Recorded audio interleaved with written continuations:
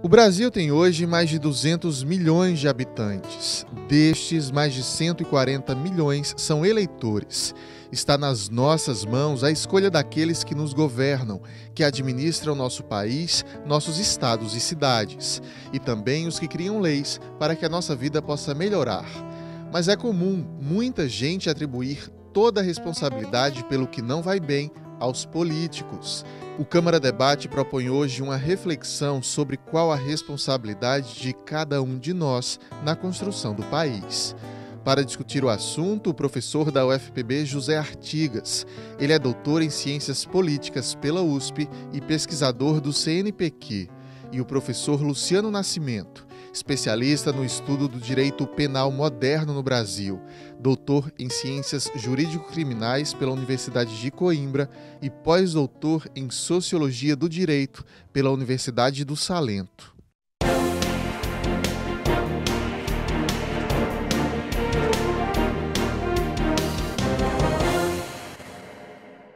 Você de casa que acompanha a nossa programação, seja muito bem-vindo ao nosso Câmara Debate. Professores, também muito bom tê-los aqui mais uma vez para essa discussão. Sejam muito bem-vindos. Muito obrigado. É uma satisfação estar aqui com vocês discutindo um tema tão importante que é cidadania e participação social na política. Para a gente dar o pontapé nessa discussão, eu vou logo chamar uma reportagem que a gente fez nas ruas. Eu fui para a rua com o cinegrafista Diego Correia saber se a população está se envolvendo em discussões políticas, se procura se informar sobre política. Vamos ver. O que é que o senhor pensa hoje do político brasileiro? O político brasileiro, na realidade, ainda tem que melhorar muito, tanto na questão da ética como na questão da moral. Por quê? Porque ainda falta muita coisa para que esse Brasil seja um país sério. Então, o que falta são políticos realmente que tenham um compromisso com a sociedade. Todos são péssimos. Não tem exceção. Nenhum presta? Para mim, não. E os políticos, para mim, não faz nada. Né? O nosso Brasil está uma porcaria. Cada vez mais pior e assim piorando cada dia mais, né? Um bocado de corrupto, porque os políticos hoje não merecem confiança mais, a gente dar aquele apoio a ele, né? Tá tudo horrível, péssimo. Não faz nada que cumpre. Nada que fala, que promete, não tem nada cumprido. A gente tá vendo aí como é que tá a situação hoje em dia, né? Às vezes falta também, por parte da população, procurar se manter informada, de fato, do que está acontecendo. Por exemplo, o senhor sabe quem é o presidente da Câmara? Não, eu não tenho muito acompanhado essa questão da política pelo fato dessa decepção. O presidente da Assembleia, o senhor sabe quem é? Não, também não. O senhor sabe quem é o presidente da Câmara? Graças a Deus, não. Pode ser muito bom, mas para mim, não. O senhor não se informa? E nem conheço e nem quero. Presidente da Assembleia? Também não. Sabe o nome da vice-governadora do estado? Vice-governadora de João Pessoa? A senhora conhece o presidente da Câmara? Não, O presidente da Assembleia, a senhora sabe quem é? também não. Mas a senhora não se informa sobre política por quê? Porque o que a gente vê passar na televisão é só isso. É desfama, é um intriga um entre o outro. E isso nos deixa muito triste. Nem sei, nem quero saber, porque não vale a pena. O presidente da Assembleia, você sabe quem é? Sei não. Não sei lhe informar. No Congresso Nacional, presidente da Câmara dos Deputados e do Senado, você sabe quem são? Sei não sei lhe informar, me desculpe. Você acha que às vezes falta a população, de maneira geral, se informar sobre política? Com certeza, acho que falta. Isso é fundamental também a população, né? Cair de dentro e cobrar, saber exatamente. Mas assim, muitas pessoas não acho que não ligam com isso, mas tá certo, tem que cobrar mesmo. Tem que se atualizar, né? Para saber em quem vota nas eleições, né? Diz assim, preciso, você tem toda a razão. Toda a razão. E eu vou procurar mais, me informar. Tá aí, a gente tem pano para manga para discutir um dia inteiro agora, né? Depois dessa participação popular. A população demonstrou estar muito pronta para apontar culpados e pouco aberta para procurar a própria participação, né, dentro do que não vai bem. Isso é uma grande falha, professor Artigas, do povo brasileiro? Sim, com certeza. Isso é fruto também de uma história de alinhamento entre o Estado e a sociedade civil. É uma história de falha democrática, de falha participativa. Historicamente, a sociedade vê as instituições do Estado, sejam instituições legislativas, sejam executivas, como alheias aos seus interesses e distantes da vida social. O que é um grande erro. Na verdade, a democracia prevê que a sociedade seja a detentora da soberania. Portanto, todo o poder deve emanar de baixo para cima e não o contrário. E não dos políticos, do Estado para a sociedade. Mas a nossa história autoritária, ela acabou separando a vida política da vida social. A política seria o espaço das elites ilustradas, com conhecimento, com recursos, com acesso a bens políticos, materiais e econômicos. E a sociedade apenas se via como espectadora da vida política. Bom, com a nossa redemocratização, essa situação mudou significativamente. Hoje a população tem uma oportunidade de participar mais ativamente da vida política e intensamente. Nós temos mecanismos de transparência legislativa, de transparência executiva. Criamos com a Constituição de 1988 instrumentos de controle. Muita gente fala, eu não gosto da política porque é um espaço da corrupção. Bem, hoje nós temos instituições muito importantes para o combate à corrupção e a sociedade deve ser o principal setor a fazer esse controle contra a corrupção, porque existem instrumentos de transparência para isso. Hoje nós temos o Ministério Público, a Controladoria Geral da União, os tribunais de contas, as corregedorias das políticas, ou seja, existem instrumentos institucionais que a sociedade pode fazer uso para o combate à corrupção. E temos também sistemas de participação direta da sociedade, como as conferências, como as assembleias, como os orçamentos democráticos ou participativos, em que a sociedade pode diretamente intervir na formulação, execução, controle e avaliação das políticas públicas. Entretanto, a parcela da sociedade que participa efetivamente de uma vida cidadã é muito pequena. É mínima, né? É muito pequena. As pessoas não se associam em associações, sindicatos, grupos organizados da sociedade civil. As pessoas não participam de partidos políticos, né? E tudo isso faz com que a sociedade se afaste da vida política, relegando para os políticos o controle sobre a vida política nacional. Na verdade, essa vida política deveria ser controlada pela sociedade, mas para tal é preciso informação, participação, controle e interveniência. E isso, de fato, não acontece. Professor Luciano, dentro desse mesmo raciocínio, a gente vive procurando os culpados e não faz a nossa própria parte? Bom, Léo, particularmente penso que nós estamos falando de dois mundos. Um que não mais existe e um que ainda não sabemos nominá-lo. Porque para vir um programa como esse, a primeira indagação que eu tenho que responder é o que é consciência? Eu tenho que ter um conceito sobre consciência. A segunda delas é o que é consciência política? Eu também tenho que formular uma definição sobre o que seja consciência política. O mundo que não mais existe é o mundo do pensamento liberal, ou seja, daquele que fundou a sociedade moderna, o Estado moderno.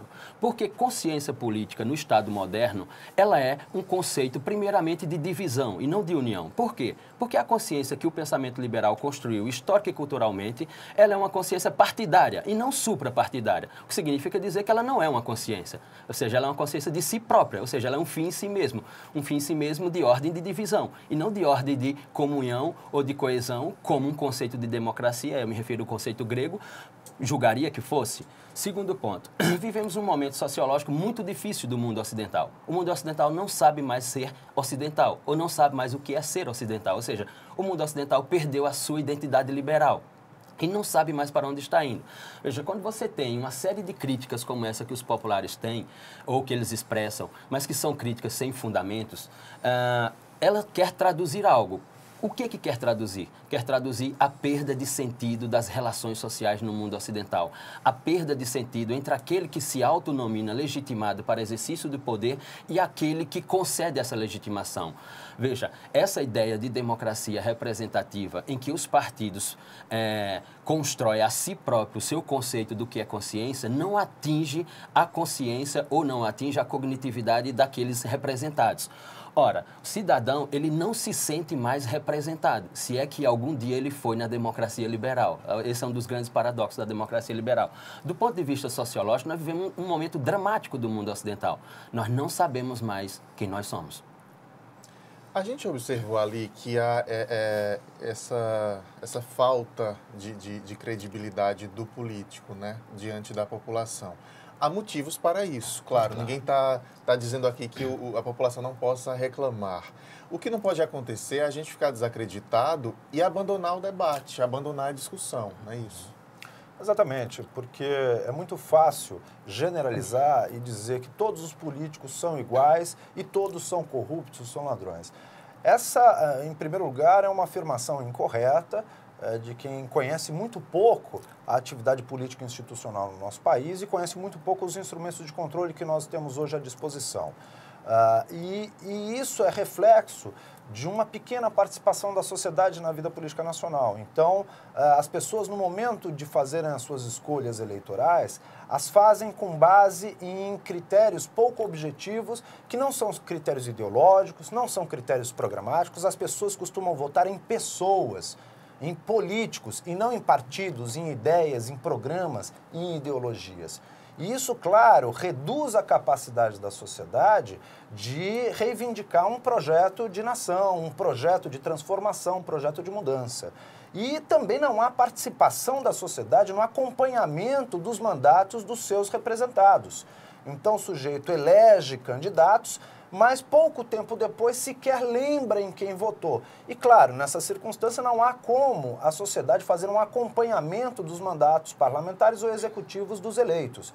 Então, há um distanciamento entre a sociedade e os eleitos, os políticos, como se eles tivessem vida própria. Os políticos não têm vida própria, eles dependem do voto, do amparo e da legitimidade dos eleitores. Agora, os eleitores não fazem valer o seu voto, uma vez que não cobram os seus candidatos, não acompanham os seus mandatos e se desinteressam absolutamente do conteúdo da política. Sem discutir política, não há possibilidade de construção da democracia. Sem discutir programas, ideologias, conflitos, não há como construir uma sociedade mais humana, uma sociedade mais fraterna. A política democrática pressupõe divergências, pressupõe contradições. E quando se homogeneiza numa avaliação todo o conjunto da classe política, você elimina as contradições e as divergências, as diferenças. Isso é muito prejudicial para a vida democrática. Elimina o dissenso. Não há democracia sem dissenso. Agora, se não há consciência, se não há conhecimento, se não há argumentação racional que embase os argumentos críticos à classe política, então é preciso repensar a própria postura da sociedade perante a vida política nacional. A política só melhora com política. A política não vai melhorar com as mãos de Deus ou de um salvador da pátria. A política melhora com instituições fortalecidas, com participação popular e com interveniência da sociedade nas esferas legislativa e executiva, e tudo isso não acontece no dia de hoje. Vocês viram aí nas declarações dos populares que eles não acompanham a política, desconhecem a vida institucional do país e acham que isso é justificável para promover transformação. E não é. A transformação só virá através da política e das instituições. Essa população desinformada, inclusive, professor Luciano, ela colabora diretamente com a manutenção de políticos corruptos no poder? Me permita, antes de responder, fazer uma pergunta. O que é ser desinformado numa sociedade tão complexa como essa do início do século XXI? O que é informação nesta sociedade? A informação informa nesta sociedade ou a informação desinforma a população? É uma das grandes teorias da linguagem que nós trabalhamos e uma das grandes teorias sociológicas do momento atual, do momento presente. Porque eu preciso perguntar, o que é política? Né? Política histórica e culturalmente construída no nosso mundo, no mundo ocidental ao qual me refiro, é a administração, é a direção, é a organização de e para todos. Ora, se de e para todos, dentro de um sistema que é partidário, é improvável. Então, a estrutura do sistema não permite uma ideia de política no mundo ocidental liberal. Permitia no outro mundo, no mundo grego. No mundo liberal, ela não permite uma ideia de política. Ora, eu não diria que a população seja desinformada. Eu diria que a população, ela traduz um não interesse pela vida política. Sim, por que pela vida política? Aí tem uma série de fatores. Por exemplo, as instituições que são legitimadas, ou se não legitimadas, mas pelo pelo menos do ponto de vista da legalidade, possui esse mandato para atuar, como o Ministério Público e outras instituições, também, com todo respeito, não cumprem o seu papel, porque passaram a representar microsistemas de poderes dentro de um grande poder que é o mundo liberal. Ora, não controlam. Se as instituições de controle controlassem, nós não teríamos tantos escândalos neste país. Se as instituições de controle funcionassem, nós não teríamos uma investigação como a Lava Jato e que não é única no nosso sistema de escândalos, digamos assim. Aliás, ela é só mais uma e que depois dela virá outra e mais outra e mais outra. Por quê? Porque o controle que controla não controla, só controla a si mesmo. Então não há ideia. Ora, essa tradução da população como desinformada, eu tenho assim, muitas dúvidas se a população é verdadeiramente desinformada. Eu digo que ela traduz um não interesse por determinados pontos da vida em sociedade, como, por exemplo, a política. E por quê? Porque a ideia de consciência, com todo respeito, a ideia de consciência ela precisa ser alimentada. Né? E há algumas instituições que poderiam fazer isto, mas não no modelo de Estado que nós temos, porque o nosso modelo de Estado ele é de divisão, ele não é de coesão. Não há como eu alimentar consciência política ou até mesmo formulação ou construção de cidadania num sistema em que ele é ideológico e partidário. Eu só posso fazer isso se eu inventar um sistema suprapartidário. Mais do que suprapartidário, ele tem que ser avalorativo. Toda vez que eu tenho uma formulação de um julgamento avalorativo, ele é de um processo de exclusão, ou seja, eu jogo alguns para fora e outros para dentro. Se eu jogo alguns para fora e outros para dentro, não há consciência, a não ser de si próprio. Então não há informação nem desinformação. Eu compreendo o seu pensamento, mas os reflexos negativos de quem não busca se informar, eles vão ser evidentes. Claro, aí eu só concordo. As consequências, os efeitos, eu não tenho a menor dúvida. Peguemos, para traduzir essa ideia, se há informação ou não há informação. Peguemos a Lei Complementar 135, né, que vocês da comunicação social denominaram de ficha limpa. Ora, ela só tem importância em determinados momentos políticos. Fora daqueles momentos políticos, a população nem lembra que ela existe. Por exemplo, o ano que vem, 2016, ela terá novamente importância. Quando passar o processo eleitoral, o pleito eleitoral, ela perderá a sua importância. Por quê? Porque ela só adquirirá importância quando os sistemas de comunicação social massificarem que existe uma lei dizendo que determinados políticos não podem participar do processo. Deixa eu chamar um intervalo aqui. O Câmara Debate faz uma pausa agora, mas é bem rápido. Na sequência, continuamos essa discussão. Até já.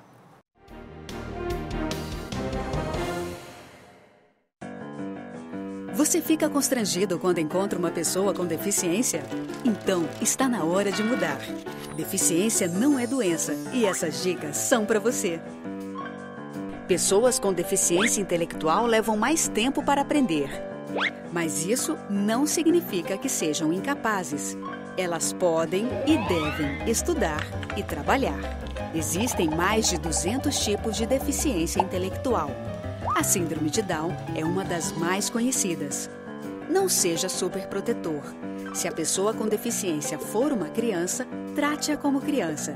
Se for adulto, trate como adulto. Ao pedir alguma coisa, se ela não conseguir fazer, mostre um modelo e certifique-se de que foi compreendido. E o mais importante, respeite o ritmo dela. Cidadania é saber conviver com as diferenças.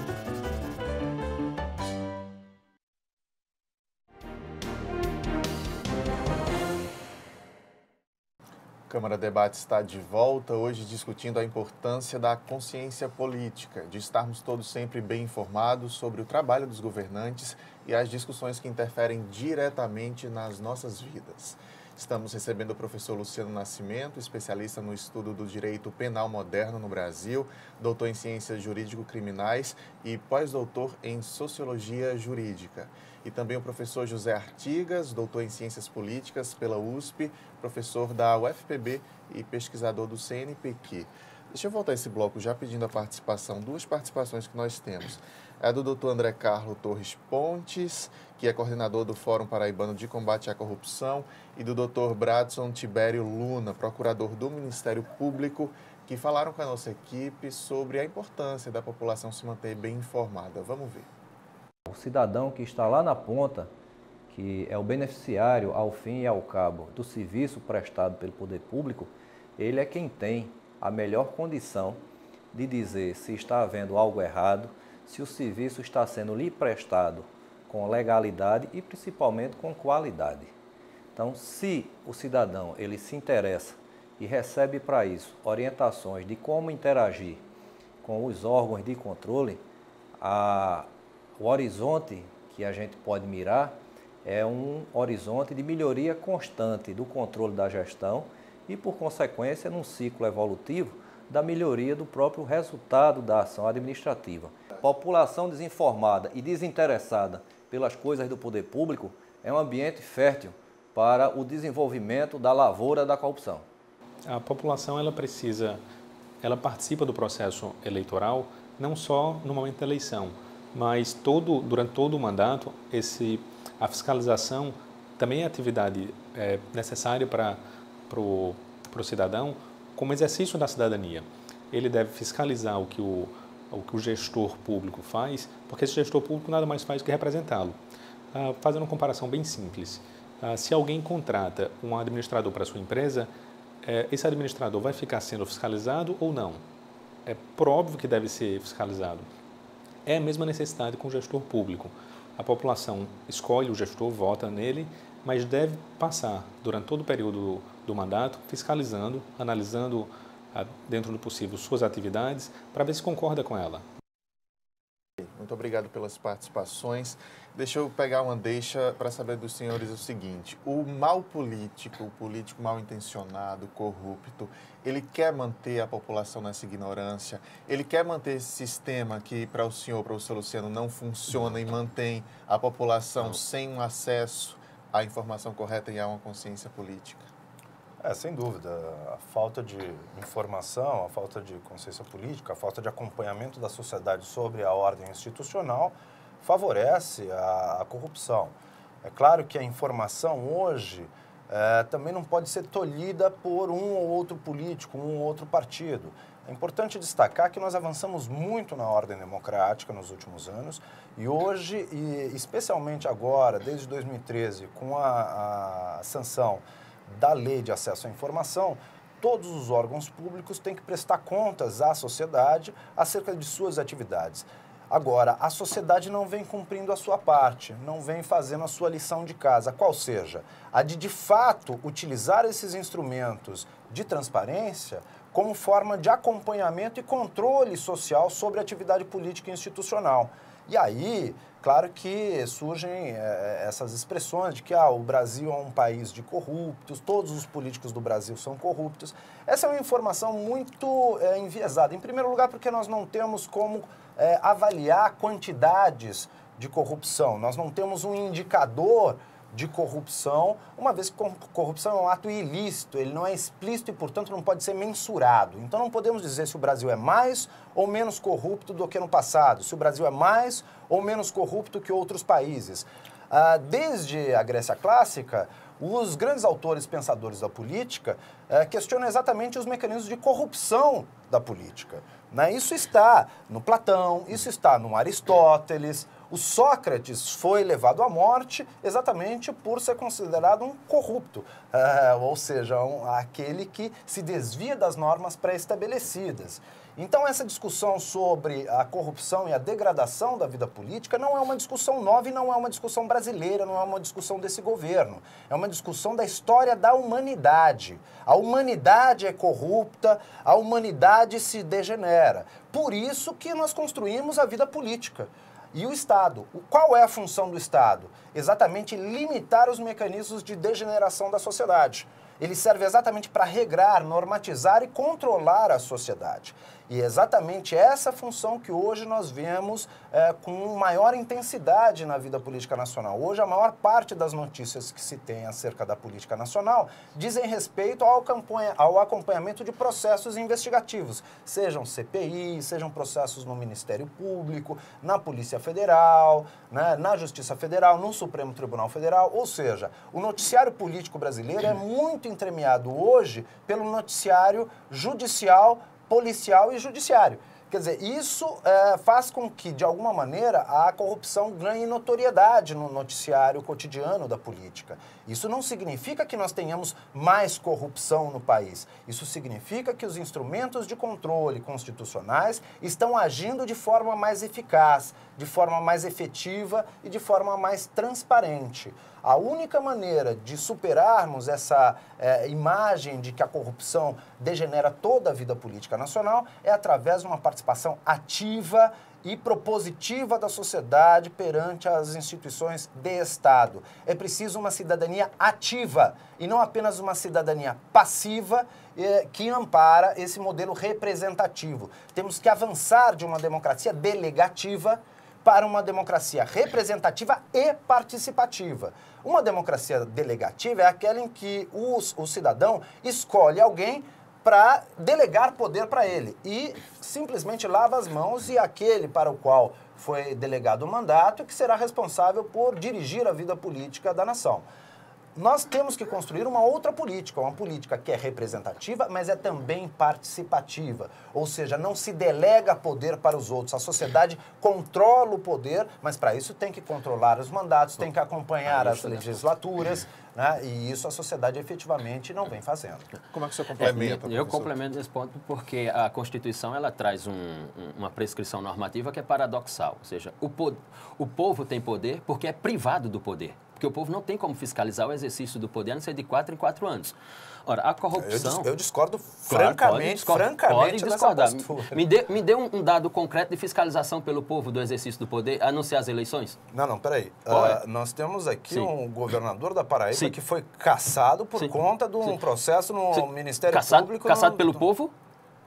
O Estado é a representação do povo. É isso que eu estou dizendo. São poderes que sobrepõem outros poderes, não o exercício popular. Mas não a lei do Ficha Limpa, a principal lei de combate à corrupção nesse país, é uma lei proposta por pelo emenda povo popular. e reformada no parlamento com o interesse do parlamento, não do povo. É só olhar os anais da discussão da lei complementar 135 e olhar o que foi colocado no projeto de iniciativa popular e como ele foi votado no parlamento. Por exemplo, inicialmente, a 135, a lei complementar, dizia uma condenação em primeira instância. Quando chegou no parlamento, disse, não, tem que ser uma condenação pelo colegiado. Não era a vontade popular pelo colegiado, mas sim pelo juiz monocrático sentenciante. Notem que o povo não fiscaliza e não tem como fiscalizar absolutamente nada na democracia representativa. Para tentar exatamente deixar ainda mais claro o seu pensamento. Então, falta mais poder ao povo?